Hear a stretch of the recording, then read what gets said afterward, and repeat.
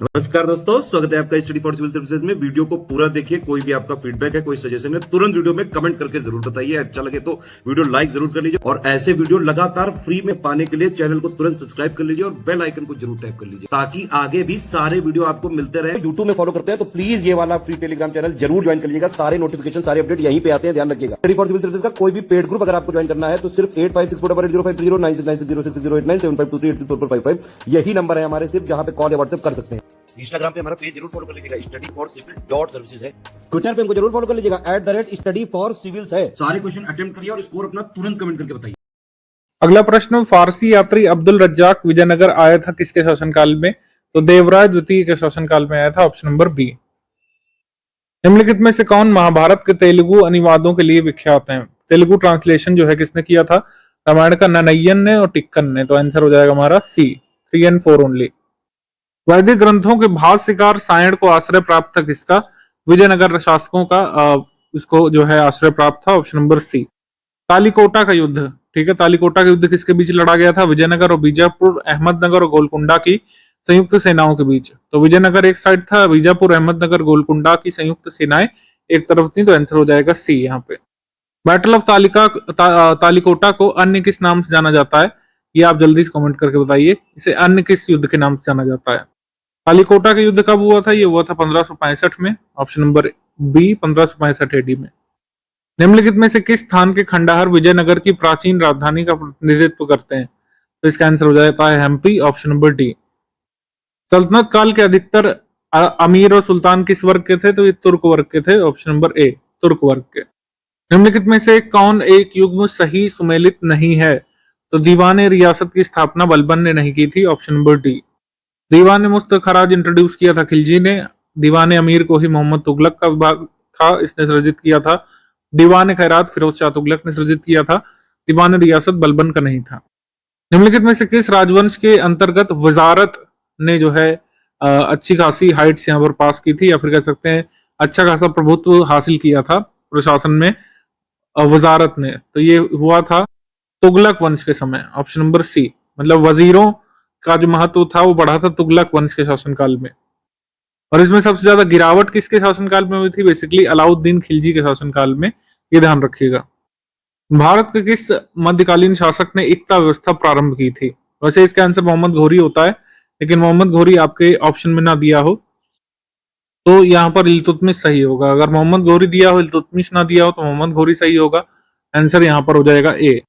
Shrub tax किस पर लगाया गया था? हक ए शर्ब टैक्स लगाया गया था सिंचाई पर, ऑप्शन नंबर बी। किसने वसूला था? फिरोज शाह तुगलक ने। सल्तनत काल में दो प्रमुख मुद्राओं का पता लगाइए इनकूट से जो चलते थे। तो जीतल और दाम, ये जो है चलते थे आपके मेडिवल पीरियड में। इसमें बताना है कि सल्तनत काल में कौन थे। मेडिवल पीरियड का आशय ये है कि ये जो 4 ऑप्शन है इनमें से 2 कोई है मुगल पीरियड में जो चलते थे, 2 कोई जो है सल्तनत पीरियड में चलते थे। तो मुगल वाले पहले फाइंड कर लेते हैं। मुगल वाले जो चलते थे वो था एक दाम, इसके बारे में पूछा भी गया था 2019 वाले पेपर में। और ये दूसरा रुपया, ये मुगल पीरियड के जो है मुद्रा थी। जीतल और टका ये चलते थे सल्तनत काल में। तो हमारा आंसर हो जाएगा इसमें डी, 2 और 4 यहाँ पे सही है। निम्नलिखित में से किसने टका नामक एक चांदी का सिक्का चलवाया था? इल्तुतमिश ने चलवाया था। और सिक्कों पर टकसाल का नाम लिखने की भी प्रथा इसी ने शुरू करवाई थी। टकसाल का नाम लिखे जाने की प्रथा भी इल्तुतमिश से शुरू हुई थी, ऑप्शन नंबर सी। उत्तर भारत में चांदी का सिक्का टका जारी करने वाला पहला मध्यकालीन शासक कौन था? इस तरीके से पूछे तब भी इसका आंसर इल्तुतमिश होगा, ए। किसके सिक्कों पर बगदाद के अंतिम खलीफा का नाम सर्वप्रथम अंकित हुआ था? इसका आंसर हो जाएगा Iltutmish, option number B. Qutub Minar के निर्माण में किसने योगदान नहीं दिया? तो इसका आंसर हो जाएगा Alauddin Khilji, option number C. Qutub Minar की 5वीं मंजिल का निर्माण किसने कराया था? तो इसका आंसर हो जाएगा Firoz Shah Tughlaq, option number C. Bharat का प्रथम मकबरा जो शुद्ध इस्लामिक शैली में बना हुआ था, ये पहला मकबरा था बलबन का मकबरा, ऑप्शन नंबर बी। चित्तौड़ का कीर्ति स्तंभ निर्मित हुआ था किसके शासनकाल में? राणा कुंभा के शासनकाल में, ऑप्शन नंबर ए। कौन सा सही सुमेलित नहीं है? ये बिल्डिंग्स हैं और जहां पे सिचुएटेड है। अटाला मस्जिद अटाला देवी मंदिर को तोड़कर बनाया गया था, सही। बी, मालवा में है आपका जहाज महल और गुलबर्गा में जामा मस्जिद है। अजमेर में नहीं है कुव्वतुल इस्लाम, ये दिल्ली में है। तो आंसर हो जाएगा इसमें ए। अमीर खुसरो का जन्म कहां पर हुआ था? अमीर खुसरो का जन्म पटियाली में हुआ था, एटा डिस्ट्रिक्ट में, ऑप्शन नंबर सी। तूत ये हिंद, हिंदुस्तान का तोता, पैरट ऑफ इंडिया किसे कहा जाता है? अमीर खुसरो को, ऑप्शन नंबर सी। अमीर खुसरो ने किसके विकास में अग्रगामी भूमिका अदा की थी? तो इसका आंसर है खड़ी बोली, ऑप्शन नंबर सी। निम्नलिखित में से कौन फारस का प्रथम कवि था जिसने अपनी कविता में भारतीय पर्यावरण को चित्रित करने का काम किया? इसका आंसर भी अमीर खुसरो है, ऑप्शन नंबर ए। अमीर खुसरो किसका दरबारी कवि था? तो इसका आंसर हो जाएगा Alauddin Khilji, option number B. निम्न में से किसको हिंदी खड़ी बोली का जनक माना जाता है? तो इसका भी आंसर हो जाएगा अमीर खुसरो, ऑप्शन नंबर ए। हिंदी और फारसी दोनों भाषाओं का विद्वान कौन था? अमीर खुसरो, ऑप्शन नंबर सी। अब बुक्स एंड ऑथर से मिलाने को हमेशा क्वेश्चन आता है, इस बार भी आएगा आपके एग्जाम में। जियाउद्दीन बर्नी किताब है तारीख फिरोज शाही, ठीक है। ताजुल मसीर किताब है हसन निजामी की। देन इसके बाद मिनहाज उस सिराज की किताब है तबगात नासिरी, और याह्या बिन अहमद सरहिंदी की किताब है तारीख मुबारक शाही। तो इस तरीके से हमारा आंसर हो जाएगा इसमें डी। तारीख हिंद किसकी है? अलबरूनी की। और तारीख दिल्ली किसकी किताब है? अमीर खुसरो की। इसके बाद रहला किसकी किताब है? इब्न बतूता की तबकात नासिर मिनाज सिराज की है। तो हमारा आंसर हो जाएगा इसमें सी। संगीत यंत्र तबला का प्रचलन शुरू किया था अमीर खुसरो ने, ऑप्शन नंबर बी, अमीर खुसरो। निम्नलिखित में से कौन सा राजपूत राजा संगीत पर एक पुस्तक के लेखक के रूप में जाना जाता है? तो ये मान सिंह ने लिखा था, ऑप्शन नंबर डी। ये यहाँ पे करेक्शन करेंगे थोड़ा, मान सिंह नहीं, राणा कुंभा यहाँ पे सही उत्तर होगा, ठीक है। कोड यहाँ पे गलत लग गया था, वैसे यहाँ पे राणा कुंभा एकदम सटीक उत्तर है। सी यहाँ पे सही है, डी नहीं, सी करेक्ट है। दिल्ली का वह सुल्तान जिसने अपना मेमोयर लिखा या संस्मरण लिखा हुआ था Firoz Tughlaq, option number D. Bharat में पोलो का प्रचलन किसने शुरू किया था? तो ये तुर्कों ने, तुर्क सुल्तानों ने, ऑप्शन नंबर सी। अभी एक बार फिर से यहाँ पे हमको मिलाना है कि कौन सा कार्य किससे संबंधित है, कौन सी घटना किससे संबंधित है। जैसे फिरोज शाह तुगलक के शासनकाल की उल्लेखनीय घटना है नहरों का निर्माण। बलबन ने नवरोज का त्योहार मनाना बंद करवा दिया था, उन्होंने कहा था कि ये ईरानी फेस्टिवल है, इस्लाम के खिलाफ है। अलाउद्दीन के समय में दीवान रियासत नामक विभाग का सृजन होता है, और जहांगीर के समय थॉमस रो यहाँ पर भारत आया था। तो हमारा उत्तर यहाँ पे क्या बन रहा है? Option number B. निम्न यात्रियों के आने का सही क्रम क्या है? तो सबसे पहले यहाँ पे अलबरूनी आया होगा, ऑब्वियसली। किसी भी जो है मुगल समय में आने वाले यात्रियों से पहले अलबरूनी आया होगा। फिर सेकंड नंबर पे आया था इब्न बतूता, फिर थर्ड पे आया था आपका टेवर्नियर, और फोर्थ पे आया था आपका मनुची। तो इस तरीके से हमारा आंसर हो जाएगा बी। दास्तान बंदान कौन कहलाते थे? दस्तर बंदान कहलाते थे उलेमा, धर्मगुरु, मुस्लिम धर्मगुरु उलेमा, ऑप्शन नंबर डी। निम्न व्यक्तियों में जो है हमको देखना है कि विभिन्न समय पर शासन किया था भारत में, तो कूट के हिसाब से लगाना है आपको। सबसे यहाँ पर पहले यहाँ पर गुलाम वंश से रजिया सुल्तान, देन खिलजी वंश से अलाउद्दीन खिलजी, फिर शेरशाह यहाँ पर, ठीक है, शेरशाह हुमायूं समकालीन है, अकबर फिर यहाँ पे लास्ट में आ जाएगा।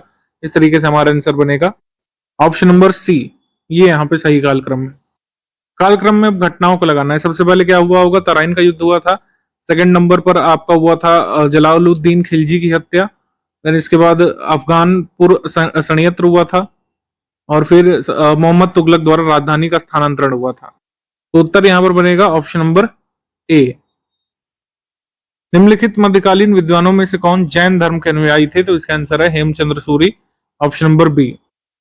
अब यहाँ पर टाइमलाइन से मिलाना है। तो प्लासी का युद्ध यहाँ पे 1757, कलिंग युद्ध 261 ईसा पूर्व में, और हल्दी घाटी का युद्ध हुआ था 1576 में, और तराइन का युद्ध 1192। तो इस तरीके से हमारा आंसर बन जाएगा सी।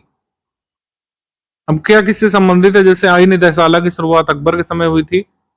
मोहम्मद बिन तुगलक ने सांकेतिक मुद्रा या प्रतीक मुद्रा चलाई थी, टोकन करेंसी जिसको बोलते हैं। इल्तुतमिश के समय जो है चिहलगानी अमीर जो है सत्ता के महत्वपूर्ण भाग माने जाते थे। सड़ा के आजम जो है शेरशाह ने शुरू किया था। तो इस तरीके से हमारा आंसर बन जाएगा बी। 13वीं और 14वीं शताब्दी में भारतीय कृषक किसकी खेती नहीं करता था? तो मक्का की खेती नहीं होती थी, ऑप्शन नंबर डी। जौनपुर नगर निम्नांकित की स्मृति में स्थापित किया गया था। जौनपुर स्थापित किया गया था मोहम्मद बिन तुगलक की स्मृति में, जिनको जूना खान कहते थे, उनका नाम था, तो उसकी वजह से। जौनपुर नगर की स्थापना किसने की थी? फिरोज शाह तुगलक ने मोहम्मद बिन तुगलक के लिए मतलब जूना खान जो उनके बचपन का नाम था मोहम्मद तुगलक का, उसके नाम पर फिरोज शाह तुगलक ने जौनपुर की स्थापना करवाई थी। शर्की सुल्तानों के शासनकाल में निम्नलिखित में से किसे पूर्व का शिराज या फिर शिराज ऑफ ईस्ट कहा जाता था जौनपुर को? Option number C. निम्न स्थानों में से किसे भारत का सिराज कहा जाता था? इसका आंसर हम लगाएंगे Jaunpur, option number C. Jaunpur राज्य का अंतिम शासक कौन था? ये था हुसैन शाह सरकी, ऑप्शन नंबर बी। बहमनी राज्य की स्थापना किस वर्ष में हुई थी? ये हुई थी 1347 में, ऑप्शन नंबर सी। दक्षिण में बहमनी का संस्थापक किसे मानते हैं? तो ये मानते हैं हसन गंगू को, ऑप्शन नंबर बी। बहमनी राज्य 1347 में स्थापित हुआ। अब इसमें जो है रफली पूछ रहे हैं कि सदी बता दीजिए, तो सदी यहाँ पे 14वीं सदी ईसा पूर्व में, 14वीं सदी ईसा बाद में, मतलब ईसवी में, ईसा पूर्व नहीं।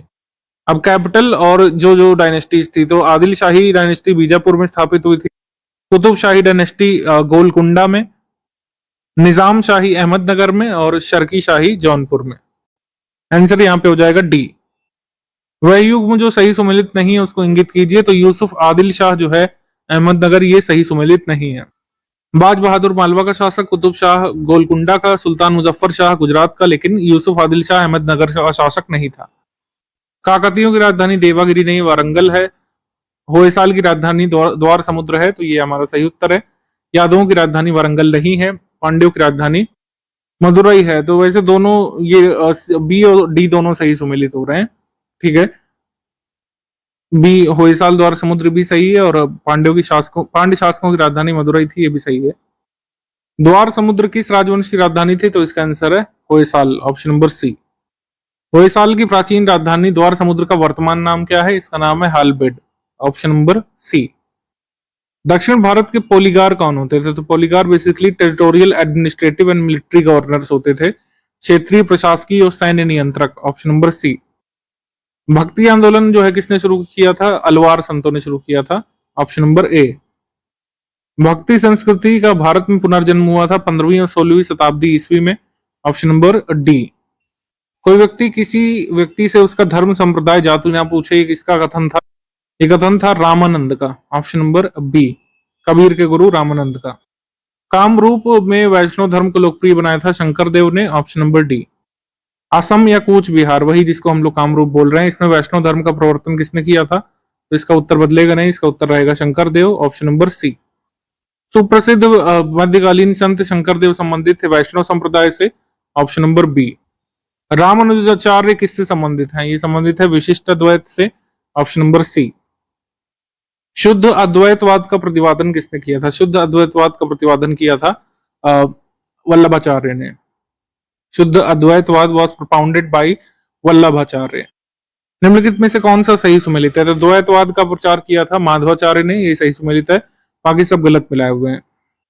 कबीर किसके शिष्य थे? रामानंद के, option number B.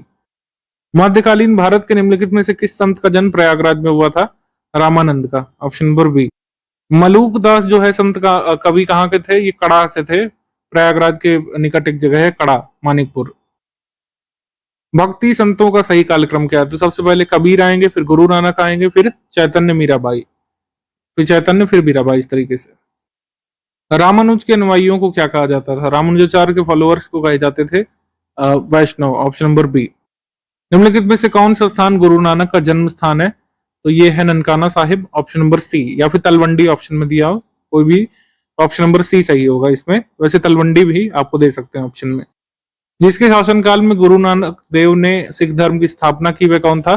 Sikandar Lodhi के समय उन्होंने सिख धर्म की स्थापना की थी, ऑप्शन नंबर बी। मीराबाई किसके समकालीन थी? गुरु नानक देव के समकालीन थी, ऑप्शन नंबर सी। निम्नलिखित में से कौन इस्लाम से प्रभावित था? तो नामदेव इस्लाम से प्रभावित थे, ऑप्शन नंबर सी।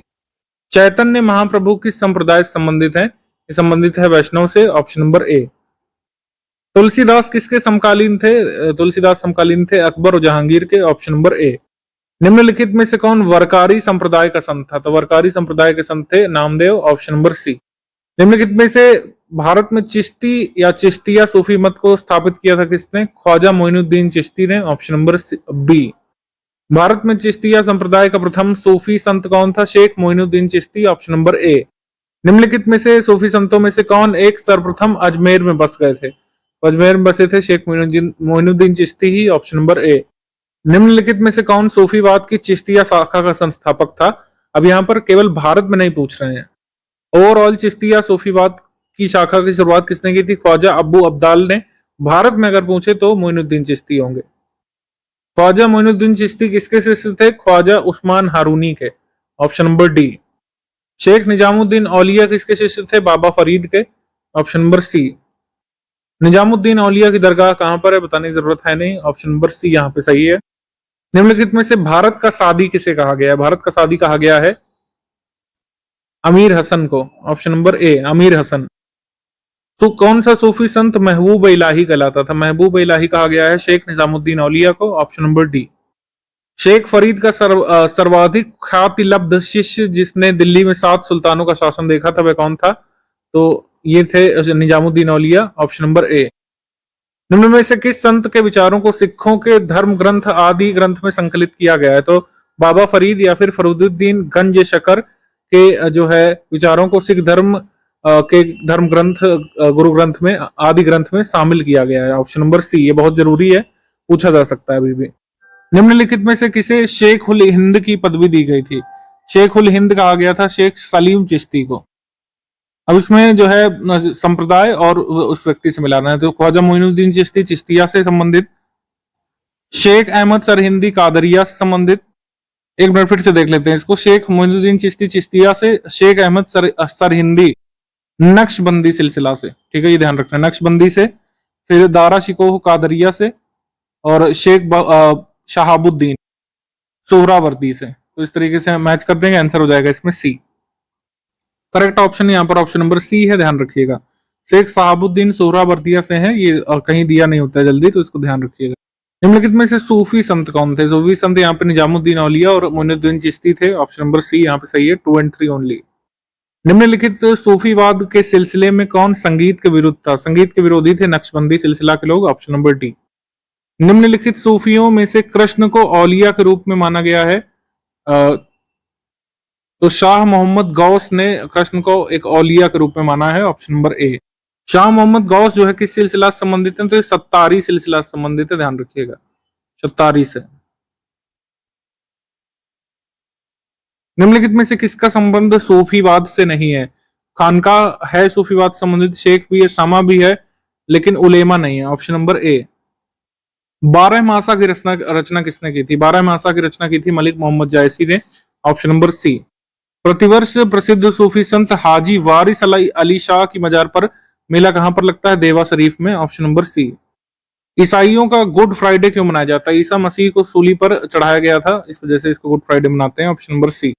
मध्यकालीन भारत के मुगल शासक वस्तुतः कौन थे? ये लोग चगताई तुर्क थे। ऑप्शन नंबर सी, चगताई तुर्क।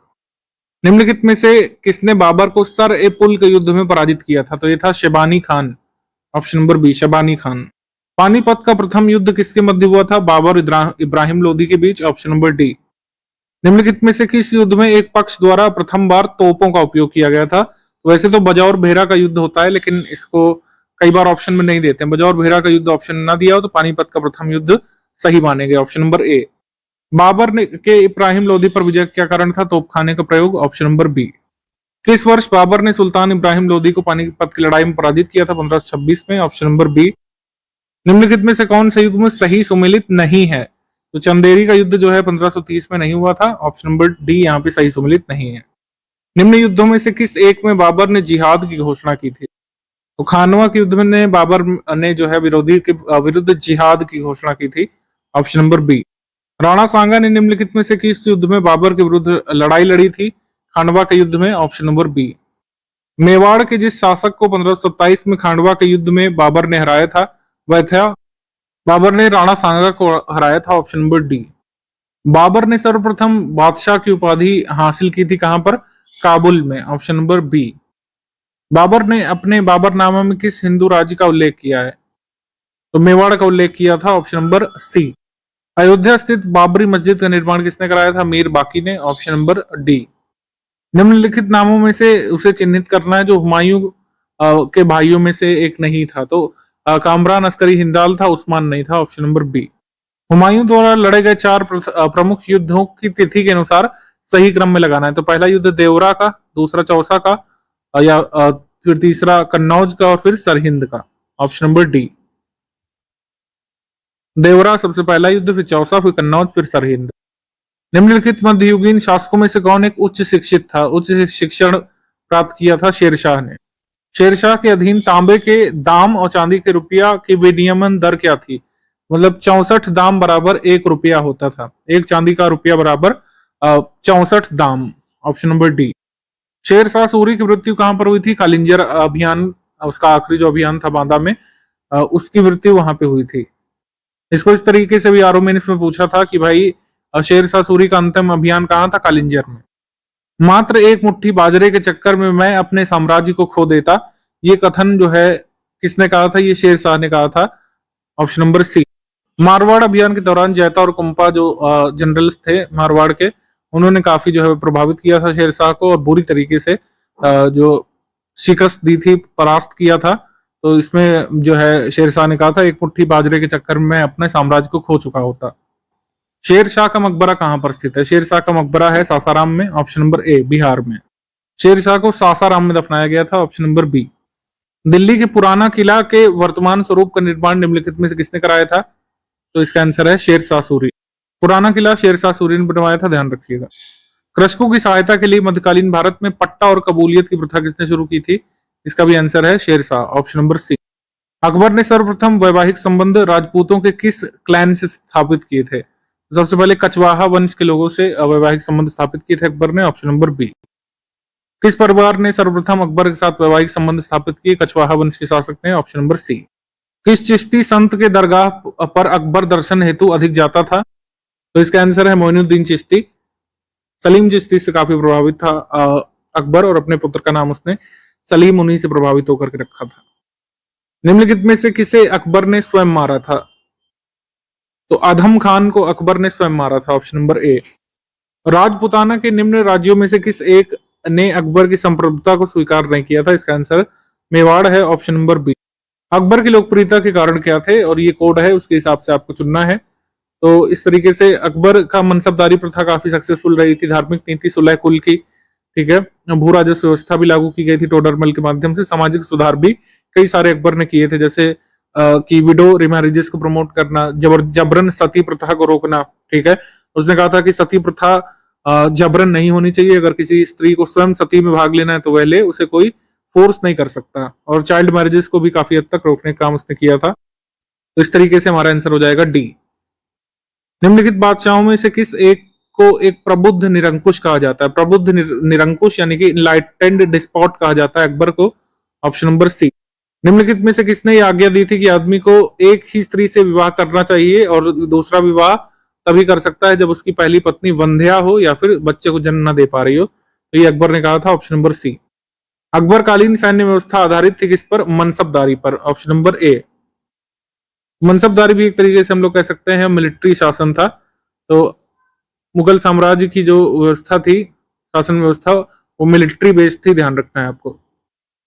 अकबर द्वारा दीवान का पूर्ण रूपेण दर्जा दिया जाने वाला प्रथम व्यक्ति कौन था? मुजफ्फर खान तुर्बाती था। Option number C, Muzaffar Khan Turbati. Todarmal ने किस क्षेत्र में ख्याति अर्जित की थी? तो इसका आंसर हो जाएगा भू राजस्व में। Option number B. टोडरमल संबंधित थे लैंड रेवेन्यू रिफॉर्म से। ऑप्शन नंबर बी, मालगुजारी सुधारों से। भू राजस्व प्रशासन में शेरशाह एवं अकबर के मध्य निम्नलिखित में से कौन ने निरंतर, मतलब कुल मिलाकर कोई ऐसा व्यक्ति था जिसने शेरशाह सूरी की नीतियों को एक तरीके से परिष्कृत करके आगे बढ़ाने का काम किसने किया? अकबर एंड शेरशाह अकबर के लैंड रेवेन्यू एडमिनिस्ट्रेटिव मेजर्स को एक तरीके से आगे बढ़ाने का और उनको कनेक्ट करने का काम किसने किया था? टोडरमल ने। Option number B. मतलब जो शेरशाह सूरी के जो रिफॉर्म्स थे उसी को परिष्कृत करके और पॉलिश वे में लागू करने का काम टोडरमल ने किया था अकबर के शासनकाल में।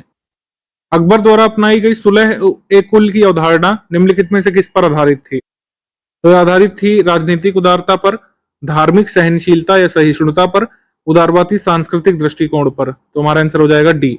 सुलह कुल में ये तीन जो है इंपॉर्टेंट कंपोनेंट्स हैं, इनको ध्यान रखिएगा। ये अलग अलग भी पूछे जा सकते हैं एग्जाम में। किस मुगल बादशाह के विरुद्ध जौनपुर से फतवा जारी किया गया था? तो जौनपुर से फतवा जो है अकबर के खिलाफ एक उलेमा ने जारी किया था। Option number B. अकबर ने 1602 ईस्वी में फतेहपुर सीकरी में बुलंद दरवाजा बनवाया था, ये सही कथन है। सेकंड है, कारण इसका यह है कि पुत्र जहांगीर के जन्म की खुशी में बनवाया था, जबकि गलत है। उसने जो है अपने विजय अभियान के उपलक्ष्य में बनाया था। किस विजय अभियान के लिए उसने बुलंद दरवाजा बनवाया, किस पर विजय प्राप्त की थी, ये जल्दी से आप कमेंट करके बताइए। तो आंसर हो जाएगा इसमें ए सही है लेकिन आर गलत है। अकबर ने किसका निर्माण करवाया था, बुलंद दरवाजे का, ऑप्शन नंबर ए। फतेहपुर सीकरी में बादशाह अकबर ने क्या निर्मित करवाया था, फतेहपुर सीकरी में अकबर ने बनवाया था Panch Mahal, option number B. Akbar का मकबरा कहां पर स्थित है, सिकंदरा में, ऑप्शन नंबर ए सिकंदरा में। निम्न में से किस किले का निर्माण अकबर के राज्यकाल में नहीं कराया गया था, तो दिल्ली का लाल किला जो है अकबर के शासनकाल में नहीं बना था, बाकी आगरा का किला, इलाहाबाद का किला, लाहौर का किला अकबर के शासनकाल में बना था। किसका मकबरा कहां पे है बताना है, तो अकबर का मकबरा काबुल में है, बाबर का मकबरा सिकंदरा में है, जहांगीर का लाहौर में है और शाहजहां का है आगरा में। इस तरीके से आंसर हो जाएगा सी। निम्नलिखित में से किसने महाभारत का फारसी में अनुवाद कराया था, तो इसका आंसर है अब्दुल कादिर बदायूनी ने, ऑप्शन नंबर ए। महाभारत का अनुवाद का शीर्षक क्या है, महाभारत का अनुवाद हुआ था रज़्मनामा के नाम से, ऑप्शन नंबर बी। निम्नलिखित में से किसने रामायण का फारसी भाषा में अनुवाद कराया था, तो इसका आंसर एक बार फिर से Abdul Qadir Badayuni, option number D. सम्राट अकबर द्वारा निम्न में से किसे जरी कलम की उपाधि प्रदान की गई थी, जरी कलम की उपाधि प्रदान की गई थी मोहम्मद हुसैन को, ऑप्शन नंबर ए।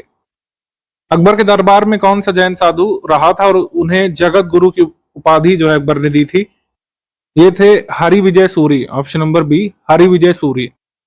प्रसिद्ध जैन आचार्य कौन थे जिसका अकबर बहुत सम्मान करता था, तो इसका आंसर भी हरि विजय सूरी होगा, बी। इंग्लैंड की रानी एलिजाबेथ प्रथम का समकालीन भारतीय शासक कौन था, इसका आंसर है अकबर, ऑप्शन नंबर ए। अकबर के शासनकाल की घटनाओं को काल क्रम में लगाना है। सबसे पहले जजिया कर की समाप्ति, इबादत खाने का निर्माण, मजहर पर हस्ताक्षर और दीन इलाही नामक मत की स्थापना, तो इसका आंसर हो जाएगा ऑप्शन नंबर ए।